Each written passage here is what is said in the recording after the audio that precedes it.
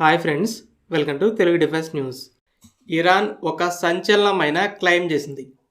ఇప్పటి వరకు ప్రపంచ మిలిటరీ పవర్స్ సాధించిన దానికంటే మించినది అన్నట్టు మా దగ్గర 2000 కిలోమీటర్ల రేంజ్తో ఒక సూపర్ సోనిక్ క్రూజ్ మిసైల్ ఉంది, త్వరలో దాన్ని చూపిస్తామని చెప్తుంది. ఈ మిసైల్ని మేము ఆల్రెడీ పరీక్షించాం. 650 కిలోమీటర్ల దూరంలో ఉన్న ఒక షిప్ని ధ్వంసం చేసింది. మా చుట్టుపక్కల ఉన్న సముద్రాల్లో శత్రువుల షిప్స్ ఎక్కడున్నా సరే వాటిని ధ్వంసం చేయగలం అంటుంది.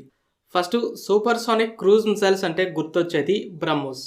అయితే ఇండియా, రష్యాలతో పాటు ఇంకొన్ని దేశాల దగ్గర కూడా ఇలాంటి మిసైల్స్ ఉన్నాయి. చైనా నుండి YJ-12, తైవాన్ నుండి HF-3, ఫ్రాన్స్ నుండి ASMP న్యూక్లియర్ మిసైల్, రష్యన్ ఓనిక్స్లో latest version Onyx M range అనేది 800 కిలోమీటర్లు. ఇది తప్పితే మిగిలిన మిసైల్స్ రేంజ్ 500 కిలోమీటర్ల లోపే ఉంది. ఈ మిసైల్స్కి కావలసిన ర్యామ్జెట్ ఇంజన్ని డెవలప్ చేయడం అనేది చాలా కష్టం. ఎక్కువగా ఉపయోగించే సబ్సానిక్ క్రూజ్ మిసైల్స్లో అలాగే ఫైటర్ జెట్స్లో కానీ టర్బో ఫ్యాన్ ఇంజన్స్ ఉంటాయి. కొన్ని మిసైల్స్లో అయితే టర్బోజెట్ ఇంజన్స్. అయితే ఈ టర్బో ఫ్యాన్ ఇంజన్స్ అనేవి మ్యాక్ 1 కంటే తక్కువ స్పీడ్కే బాగా సూట్ అవుతాయి. మ్యాక్ 1 అంటే గంటకి 1250 కిలోమీటర్లు లేదా అంతకన్నా ఎక్కువ స్పీడ్ ఉంటే అది సూపర్ సోనిక్ స్పీడ్ అవుతుంది. ఈ టర్బో ఫ్యాన్ ఇంజన్స్ ఎలా పనిచేస్తాయంటే వీటిలో ముందు ఒక పెద్ద ఫ్యాన్ ఉంటుంది.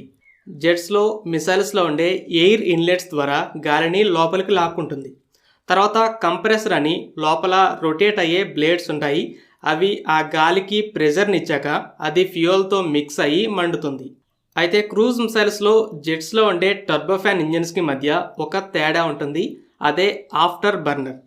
టర్బోఫాన్ ఇంజన్స్లో ఇంధనం, గాలి మండిన తర్వాత వేడి గ్యాస్ అనేది బయటకు పోతుంది. అయితే జెట్ ఇంజన్లో ఆఫ్టర్ బర్నర్ ఏం చేస్తుందంటే ఆ వేడి గాలికి ఫ్యూయల్ని మరలా మిక్స్ చేసి మండిస్తుంది. దీనివల్ల సూపర్ సోనిక్ స్పీడ్కి వెళ్ళగలదు. కానీ ఇది కొన్ని సెకండ్స్కి మాత్రమే కుదురుతుంది. అయితే ర్యామ్జెట్ అనేది కంప్లీట్గా ఒక డిఫరెంట్ టెక్నాలజీ. ముందు ఒక రాకెట్ బూస్టర్ మిసైల్ని సూపర్ సోనిక్ స్పీడ్కి తీసుకెళ్తుంది. అలా కావలసిన స్పీడ్కి వెళ్ళిన తర్వాత ర్యామ్జెట్ ఇంజిన్ యాక్టివేట్ అవుతుంది. ఇక మిసైల్ ఆల్రెడీ సూపర్ సోనిక్ స్పీడ్తో ముందుకు వెళ్తుంది కాబట్టి గాలి కూడా అదే స్పీడ్తో ఎయిర్ ఇన్లెట్స్ నుండి లోనకి పోతుంది. ఇలా కొద్ది స్పేస్లోకి అంత హై స్పీడ్తో గాలి లోనకి వెళ్తున్నప్పుడు కంప్రెసర్ కూడా అవసరం లేకుండా సహజంగానే గాలికి ప్రెజర్ వస్తుంది. అందుకే ఈ ర్యామ్జెట్ ఇంజన్స్లో టర్బోఫాన్ ఇంజన్స్ లాగా ఎలాంటి మూవింగ్ పార్ట్స్ ఉండవు. ఇలా ఈ టెక్నాలజీ ఏరోస్పేస్ సెక్టార్లో కామన్గా వాడే టర్బోఫాన్ ఇంజన్స్ కంటే డిఫరెంట్గా ఉంటుంది.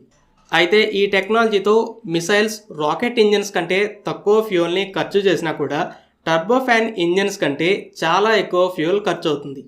అందుకే 1000 కిలోమీటర్ల రేంజ్ ఉన్న నియర్బై 1.5 టన్స్ వెయిట్ ఉంటే 450 కిలోమీటర్ల రేంజ్ ఉన్న బ్రహ్మోస్ 3 టన్నుల వెయిట్ ఉంది. అయితే ఇరాన్ ఈ ర్యామ్జెట్ ఇంజిన్ని డెవలప్ చేయడమే కాకుండా ఈ టెక్నాలజీలో లీడర్గా ఉన్న రష్యాకే ఇప్పటిదాకా సాధ్యం కాని విధంగా 2000 కిలోమీటర్ల రేంజ్ అని క్లెయిమ్ చేస్తుంది. ఇలాంటి పెద్ద పెద్ద క్లెయిమ్స్ ఇరాన్కి కొత్త ఏం కాదు. 2013లో కాహిర్ 313 అనే ఒక 5th జనరేషన్ స్టెల్త్ ఫైటర్ మోడల్ని కూడా చూపించింది. కానీ ఇప్పటి వరకు ఆ ఎయిర్ క్రాఫ్ట్ ఎగరలేదు, ఎటు వెళ్ళిందో కూడా అడ్రస్ లేదు. ఇలాంటి క్లెయిమ్స్ చాలా ఉన్నాయి.